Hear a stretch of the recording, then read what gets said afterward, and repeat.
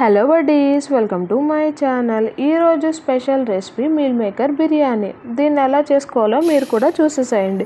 ముందుగా ఒక బౌల్లో బాస్మతి రైస్ని వాష్ చేసుకొని దీనిలో వాటర్ యాడ్ చేసుకొని నానబెట్టుకోవడానికి పక్కన పెట్టుకుంటున్నాను. ఇక్కడ నేను 3 పచ్చిమిర్చి, 2 టమాటా, ఒక బంగాళాదుంప, ఒక పెద్ద సైజ్ ఆనియన్ తీసుకుంటున్నాను. ఇప్పుడు ఈ పచ్చిమిర్చిని 2 ముక్కలుగా కట్ చేసుకొని మళ్ళీ వీటిని 2 ముక్కలుగా కట్ చేసుకోవాలి. టమాటాలు వచ్చేసినాయి. ఇప్పుడు 2 టమాటాలని పైన తొక్కు తీసేసుకొని దీన్ని కట్ చేసుకోవాలి.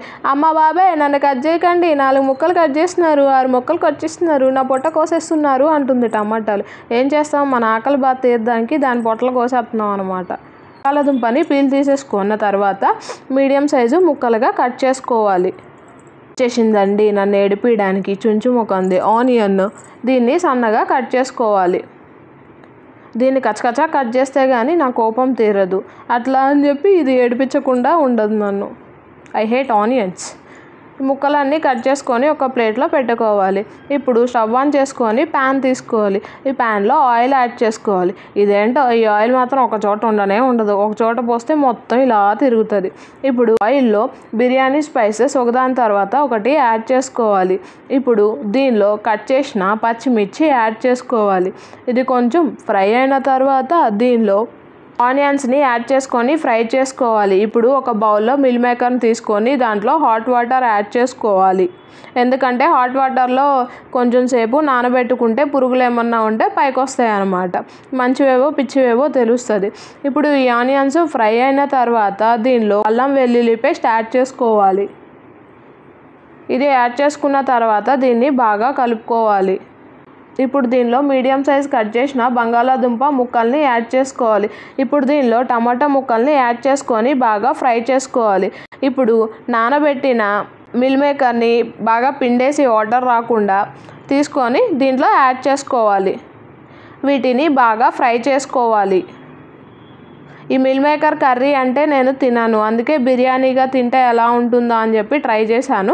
బిర్యానీ ఒకసారి ట్రై చేస్తే బాగా వచ్చింది, అందుకే బిర్యానీ మీకు కూడా చేసి చూపిస్తున్నాను. ఇప్పుడు దీనిలో కొంచెం సాల్ట్ యాడ్ చేసుకోవాలి. ఇప్పుడు దీనిలో ధనియా పౌడర్ యాడ్ చేసుకొని బాగా కలుపుకోవాలి. ఇది ఇంకొంచెం సేపు మగ్గించుకోవాలి. దీనిలో సన్నగా కట్ చేసిన కొత్తిమీర యాడ్ చేసుకోవాలి. కొత్తిమీర యాడ్ చేసుకున్న తర్వాత దీనిలో నానబెట్టి పక్కన పెట్టుకున్న బాస్మతి రైస్ని యాడ్ చేసుకోవాలి. ఈ బాస్మతి రైస్ యాడ్ చేసుకున్న తర్వాత ఒకసారి బాగా కలుపుకోవాలి. ఇలా బాగా కలుపుకున్న తర్వాత దీనిలో వాటర్ యాడ్ చేసుకోవాలి. ఇక్కడ నేను 1:2 రేషియోలో వాటర్ అనేది యాడ్ చేసుకుంటున్నాను. 1 గ్లాస్ ఆఫ్ బాస్మతి రైస్కి 2 గ్లాసెస్ ఆఫ్ వాటర్ అనేది యాడ్ చేసుకుంటున్నాను. ఇప్పుడు దీన్ని ఒక 15 మినిట్స్ పాటు మూత పెట్టుకొని మగ్గించుకోవాలి. ఇంకొంచెం ఉడకాలి. మళ్ళీ మూత పెట్టుకొని మగ్గించుకోవాలి.